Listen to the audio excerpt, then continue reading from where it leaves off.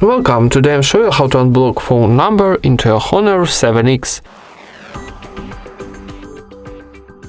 First of all, open your phone application, and here on the bottom we got 3 dots, so click it and need choose blocked option.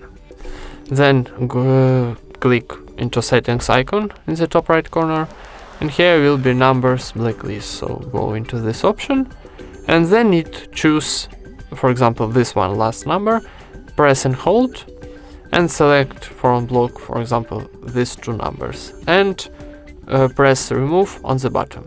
So remove one more time, press, and that's it. Now we removed these 2 numbers from blocking. Thank you for watching, leave thumbs ups and subscribe to our channel.